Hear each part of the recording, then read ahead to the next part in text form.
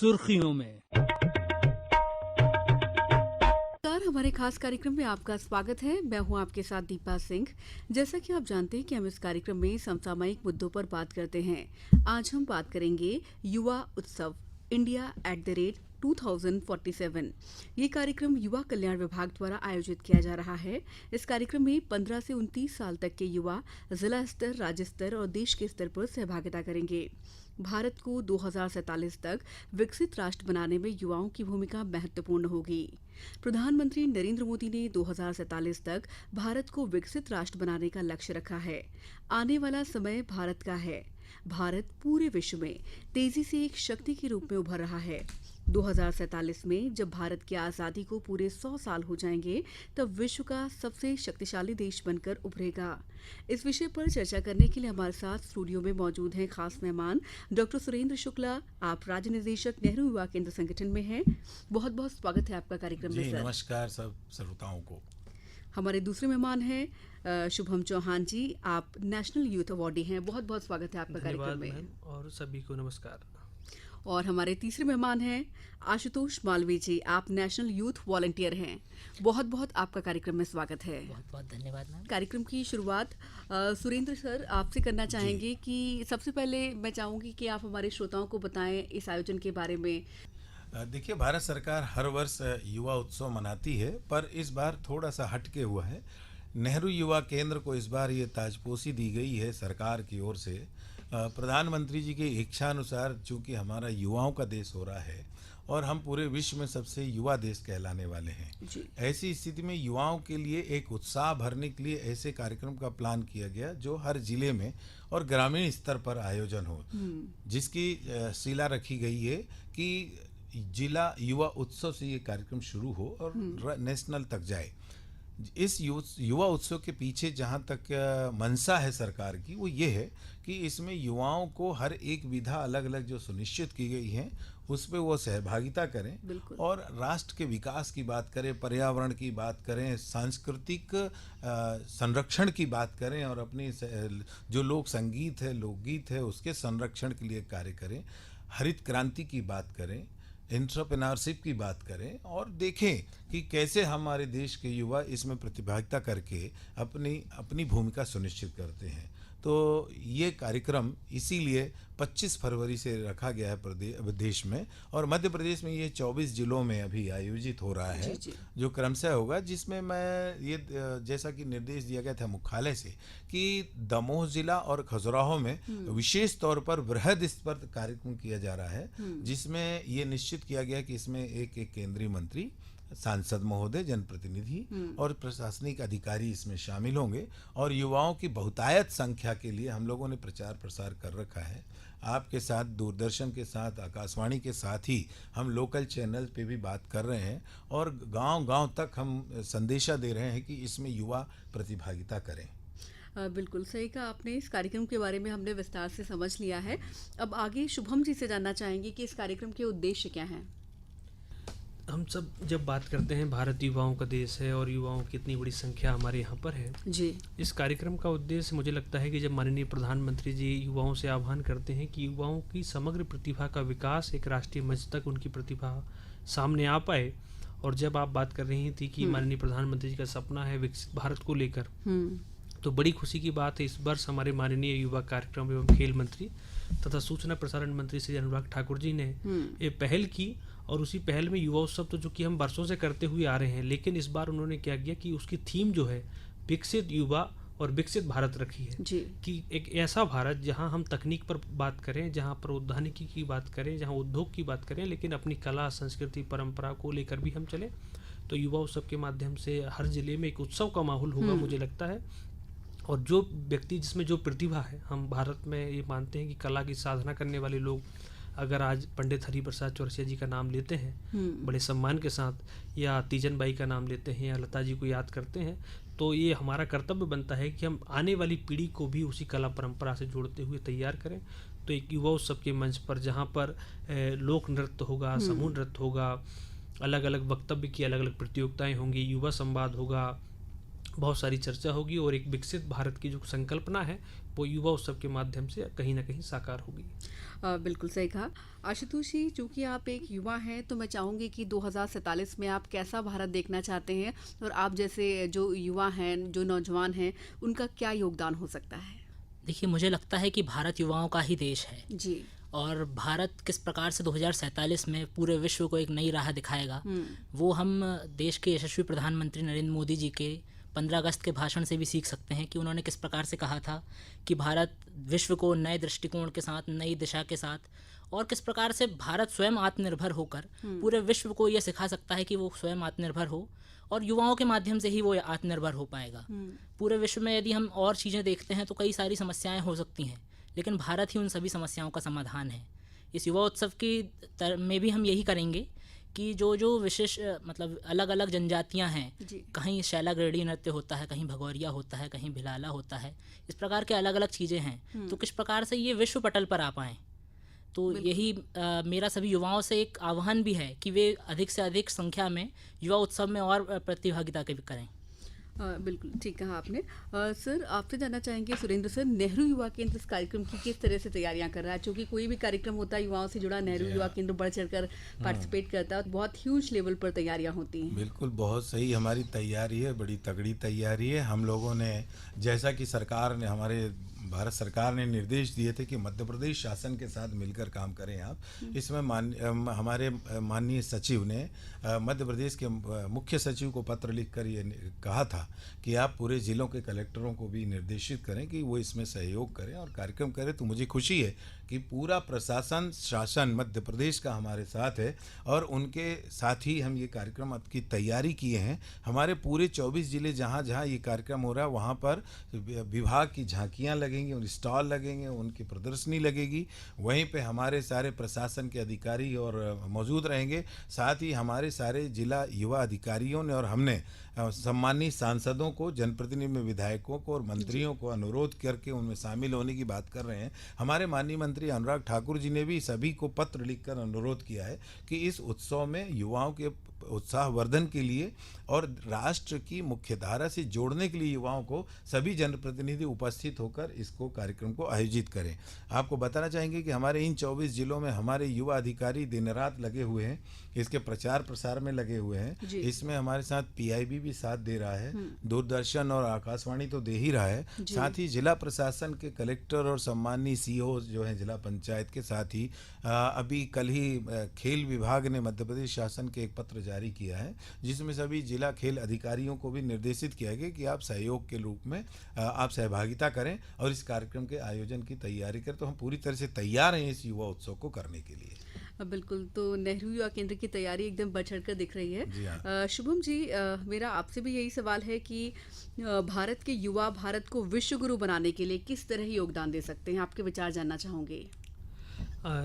धन्यवाद, और बहुत अच्छी बात आपने पूछी है। मुझे लगता है कि जब G20 की हम बात करते हैं तो G20 ही हमारे लिए एक बड़ा स्वर्णिम अवसर है जहाँ पर हम जिस विश्व गुरु की कल्पना करते हैं वो साकार होने का भी एक समय आ गया है जी। आज समाज कहीं ना कहीं दिव्य राष्ट्रीय चेतना से, जब हम पंच प्रण की बात करते हैं माननीय प्रधानमंत्री जी की, तो उस पंच प्रण में भी ये सारी चीज़ें आती हैं कि हम विश्व को किस ओर ले जाना चाहते हैं।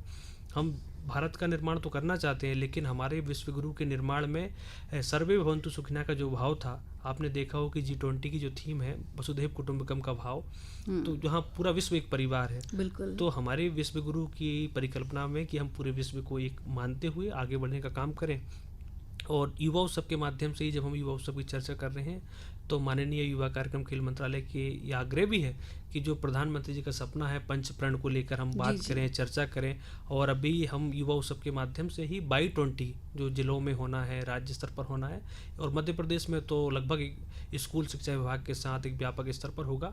और उसकी थीम भी आप जब पढ़ते हैं पंच प्रण में कि विकसित भारत का निर्माण, एकता और एकजुटता, गुलामी की हर सोच से मुक्ति, नागरिक कर्तव्य और अपनी जो विरासत है उस पर गर्व करने का माध्यम भी युवा उत्सव बने, ये हम सबका भाव है। बिल्कुल ठीक कहा आपने। पंच प्रण के बारे में और भी हम सुरेंद्र सर से विस्तार से जानेंगे। अभी हम मालवी जी से जानते हैं कि आपको लगता है कि जब युवा एक लक्ष्य निर्धारित करके काम करेंगे तो उन्हें निश्चित तौर पर सफलता मिलेगी। आप कितना सहमत हैं इससे? बिल्कुल, यदि व्यक्ति के जीवन काल का यदि हम आकलन करें तो सबसे अधिक ऊर्जा उसमें युवा काल में ही होती है। जी, जी। क्योंकि बचपन में उसे होश और जोश का तालमेल जो है वो कुछ और रहता है, बुढ़ापे में कुछ और होता है। जवानी ही वो समय है, युवा काल ही वो समय है जब होश और जोश एक साथ दोनों एक ही पटरी पे होते हैं, कोई भी इधर उधर नहीं होता है। तब युवा काल में ही व्यक्ति ये जान सकता है कि किस प्रकार से वो मेहनत जो भी प्रण बना लेगा, कदम निरंतर बढ़ते जिनके श्रम जिनका अविराम है, मिली सफलता जग में उनको जीने में मर जाने में। तो युवा ही वो मेहनत कर सकता है और युवा ही वो सारी चीज़ें कर सकता है। एक तरह से यदि वो निरंतर रूप से चलता रहे तो उसे मंजिल भी अवश्य ही मिलती है, ये मेरा मानना है। बिल्कुल, तो युवाओं को अपना गोल पहले से डिसाइड करना चाहिए ताकि वो उनको सक्सेस जो है बराबर मिलती चली जाए। सुरेंद्र सर, अब मैं अमृतकाल के पंचप्रण के बारे में आपसे विस्तार से समझना चाहूँगी। देखिए, अमृत युवा उत्सव में अमृतकाल के पंचप्रण में माननीय प्रधानमंत्री नरेंद्र मोदी जी ने जो ज्ञान दिया है उसके आधार पर होना है। तो जिसमें पहला पॉइंट आप देखेंगे कि विकसित भारत का निर्माण है इसमें। दरअसल अभी हम विकासशील गिने जाते थे। सन 14 के पहले ये देश हमेशा एक ही माला जपता था कि हम विकासशील देश हैं। मैं ये बड़े गर्व से कह सकता हूँ कि आज हमारा देश कई मामलों में विकसित हो गया है। और विकसित हो के केवल विकसित नहीं होना है, विकसित होने में युवाओं की सहभागिता के साथ हम इतना विकसित होना चाहते हैं कि पूरे विश्व में हमारा ये नाम हो। आज जो कुछ देश आपस में कहते हैं कि हम विकसित देश हैं, लेकिन उनका विघटन भी शुरू हो गया है। आपने युद्धों में देखा होगा कि कितने युद्ध हो रहे हैं, कितने नष्ट हो रहे हैं, और हम अपने आप को उठा रहे हैं। हम अभी आप देखेंगे जब ये भूकंप आया था तो भारत ने सबसे पहले मदद करनी की। कोविड काल में इस देश ने अपनी वैक्सीन बनाकर पूरे दुनिया में ये साबित किया कि हम स्वयं विकसित हैं, हम विकासशील की स्थिति में अब नहीं है। तो कहने अपनी इकोनॉमी बढ़िया है। जब पूरी दुनिया इकोनॉमी में डूब रही थी तब हिंदुस्तान की इकोनॉमी नंबर 1 पे थी। तो कुल मिला के विकसित भारत का निर्माण इन्हीं आधारों पर अब युवाओं के जिम्मे सौंपने जा रहे हैं हमारे देश के प्रधानमंत्री और हमारे युवा खेल के मंत्री अनुराग ठाकुर साहब। दूसरी बात करेंगे एकता और एकजुटता। आप देखेंगे कि स्वर्गीय प्रधानमंत्री हमारी इंदिरा जी के समय से एक नारा चला है कि एक है हम जी। उस नारे को बीच में एक विराम सा लगा था। विराम भी नहीं कह सकते उसको, हम ये कह सकते कि विश्राम हो गया था। जी। तो अब उस बात की आवश्यकता पुनः हो गई है। आप जानते हैं कि एक लकड़ी को तोड़ना आसान है, लेकिन 12 लकड़ी 5 लकड़ी जब इकट्ठी जुटती है तो उसको तोड़ना बड़ा मुश्किल है। और हमारा देश एकजुटता के मामले में विश्व का उदाहरण है। जब भी हमारे देश में कोई समस्या उठती है तो हमारा देश उठ खड़ा होता है एकता के लिए। उस एकता को और मजबूती लाने के लिए हम अमृत गंगा जल पिलाने का काम कर रहे हैं युवा उत्सव के माध्यम से युवाओं में, कि वो इकट्ठे रहें और इस देश के विकास में अपना सहयोग प्रदान करें। तीसरे पॉइंट पे देखिए, इसमें है कि गुलामी की हर सोच से मुक्ति पाना। ये बड़ा अजीब प्रश्न और उत्तर है। गुलामी आज के समय में हम किसी राज्य के गुलाम नहीं हैं, हम अपनी मानसिकता के गुलाम हो गए। हमारे मन में ये भर गया है कि पता नहीं हम किस अगला जब हमको कुछ कहेगा तभी हम उस बात को मानेंगे। इस सोच को तोड़ने के लिए ये उत्सव हो रहा है। इस सोच को बदलने के लिए अमृतकाल में ये विषय जोड़ा गया है कि हम अपनी स्वतंत्रता के लिए ये बात करें, हम अपने जीने की राह को स्वतंत्र रूप से जिएं, हम अपने हक की बात करें। इस गुलामी की सोच को हटाने के लिए ये उत्सव हो रहा है। ये उत्सव हो रहा है नागरिकों के कर्तव्यों को जानने के लिए। हमें संविधान ने हमारे कर्तव्य तो दिए हैं, हमारे अधिकार तो दिए हैं, लेकिन हम उन अधिकारों और कर्तव्यों को कभी कभी गलत यूज करते हैं। तो हम इस उत्सव के माध्यम से युवाओं में ये बात डालना चाहते हैं कि अगर हमें कोई अधिकार मिला है तो उस अधिकार का दुरुपयोग नहीं होना चाहिए। जी। सार्थक प्रयोग होगा तो हम सार्थक विकसित देश की हिस्सा होंगे। तो ये भी है। अब इसके बाद हमारा आता है विरासत पर गर्व। देखिए क्या है कि जब तक कोई इतिहास पढ़ा नहीं जाता, जब तक इतिहास की स्मारकों को देखा नहीं जाता, तब तक हमें उसकी कहानियां नहीं दिखती हैं। हमने पढ़ा कि हम अंग्रेजों के गुलाम थे, हम बिल्कुल गुलाम नहीं थे। हम तो नहीं मानते, हम मानते हैं कि हमारी मानसिकता गुलाम थी, इसलिए हम उनके गुलाम थे। ठीक उसी तरीके से हमारी विरासतों को हमने देखा ही नहीं। हम तो हिंदुस्तान के युवाओं से और बाकी सभी से अपील करते हैं कि जो विदेश भगते हैं जाने के लिए कि वो जगह अच्छी, ये जगह अच्छी है, एक बार हिंदुस्तान के नक्शे में अपनी विरासत को देखें तो सही, उस विरासत को जाने तो सही। और आज की डेट में मैं ये कह सकता हूँ, एक समय था जब राजस्थान की विरासत को देखने के लिए दुनिया से लोग आते थे। आज हमारी मध्य प्रदेश सरकार ने इस पर एक ज़बरदस्त मुहिम चलाकर अब मध्य प्रदेश की विरासतों का भी काफ़ी उन्नयन करके उसको भी विश्व पटल पर रख दिया है। और ऐसे समय में जब G20 हो रहा है, G20 का आगाज ही हमारे यहाँ से हो रहा है, खजुराहो से, इंदौर से हुआ, तो निश्चित रूप से मान के चलिए कि आने वाले समय में हमारी विरासतों का बहुत बड़ा एक परिदृश्य खड़ा होगा, जो देखा जाएगा कि हिंदुस्तान भरपूर विरासत से भरा हुआ है और पूरी दुनिया इसको देखने के लिए मोहताज है। तो वो जब आएगी, जब उनको पता चलेगा तो समझ में आएगा कि तो ये जो पंच हैं अमृत के, ये बड़े महत्वपूर्ण हैं और इसीलिए इन विषयों को लिया गया है ताकि हम इन माध्यमों से पूरे विश्व में हम ये अपने आप को स्थापित कर सकें कि ये हमारा हिंदुस्तान है। वाकई आपने जो हमारे पंच प्रण है उनको बहुत ही खूबसूरती से बताया, आपने हमारे श्रोताओं को समझाया। सर, जैसा कि आपने बताया कि G20 के लिए मध्य प्रदेश को चुना गया, यहाँ संस्कृति कार्य समूह की बैठक चल ही रही है खजुराहो में, तो हमारे लिए कितनी बड़ी उपलब्धि है ये वो उपलब्धि है जिसे मैं ये कह सकता हूँ कि जैसे कीचड़ में कोई चीज़ छुपी हुई कमल का छोटा सा बीज था। G20 के इस कार्यक्रम के बाद मध्य प्रदेश विश्व स्तर पर स्थापित हो जाएगा कि ये वो कमल है जो आज पूरी दुनिया में खिल रहा मध्य प्रदेश के रूप में। देखिए, हमारे यहाँ विरासत में आप बात करें, खजुराहो चूंकि चुना गया, खजुराहो तो ऑलरेडी विश्व में चर्चित था। जी। लेकिन उसके साथ साथ आप जब इंदौर में आपने प्रोग्राम किया तो मांडू चर्चित हुआ, अहिल्या की नगरी चर्चित हुई, महाकाल चर्चित हुए। महाकाल अभी केवल हिंदू धर्म के माने जाते थे, लेकिन जब ये कार्यक्रम हुआ तो विदेशी भी वहाँ आकर अपनी श्रद्धा दिखाने लगे। तो कहने का मतलब ये है कि इस आयोजन से हमें कहीं न कहीं एक शीर्षस्थ सम्मान मिलने की बात हो रही है। बिल्कुल सर, मैं कहना चाहूँगी कि आज जो हमारे विदेशी मेहमान हैं उनको पन्ना टाइगर रिजर्व भी ले जाया जा रहा है, जो विदेशी डेलीगेट्स आए हुए हैं वो। देखिए, और बड़ी अच्छी बात जो कभी चर्चा में नहीं आती है कि दुनिया को व्हाइट टाइगर मध्य प्रदेश ने दिया था। जी। और वो भी रीवा की छोटी सी गोविंदगढ़ रियासत से। उस चीज को लगभग हमारे यहाँ से प्रचार थोड़ा कम किया गया। अब उसको इस हद में प्रचारित किया जा रहा है कि लोग देखे तो दुनिया में काले पीले शेर तो बहुत देखे होंगे, सफेद शेर देखने का जो मजा है वो अपने आप में बहुत है। तो निश्चित रूप से मानिए पन्ना टाइगर है, कान्हा है, हमारा राम बाग है, बहुत सारे ऐसी जगह हैं। जब ये सब चर्चित होंगी, जब दुनिया देखेगी तो कहेगी कि वाह मध्य प्रदेश। बिल्कुल सही कहा आपने। शुभम जी, इस कार्यक्रम से जुड़ने के लिए क्या किया जाए? जो हमारे युवा हैं उसमें पार्टिसिपेट करना चाहते हैं, जो इच्छुक कैंडिडेट हैं, वो इसके लिए क्या कर सकते हैं, कैसे इस तक पहुँचें?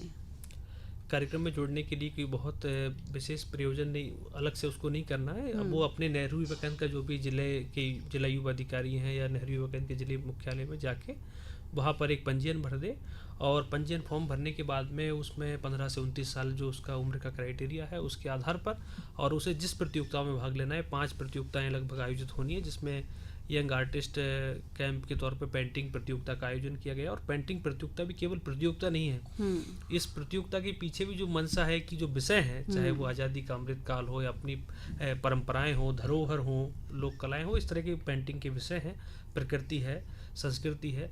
इसी प्रकार से लेखन भी एक बहुत महत्वपूर्ण विधा है जिसके माध्यम से अपनी बात की अभिव्यक्ति हम कर पाते हैं। तो उसमें लेखन प्रतियोगिता है और फोटोग्राफी प्रतियोगिता है आज के समय में।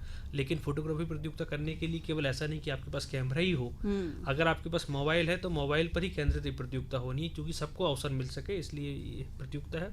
भाषण प्रतियोगिता है, कल्चरल फेस्टिवल है। तो 15 से 29 वर्ष के सभी नौजवान, आपके माध्यम से भी मैं बताता हूँ कि मध्य प्रदेश में जो भी जहाँ प्रतियोगिता होनी है उसकी सूची हमने भी प्रकाशित की है, और उसके बाद में अगर वो नेहरू युवा केंद्र कार्यालय में जाता है तो वहाँ पर संपर्क करके या वहाँ के अग्रणी महाविद्यालय में संपर्क करके वो अपनी प्रतियोगिता का हिस्सा बन सकता है।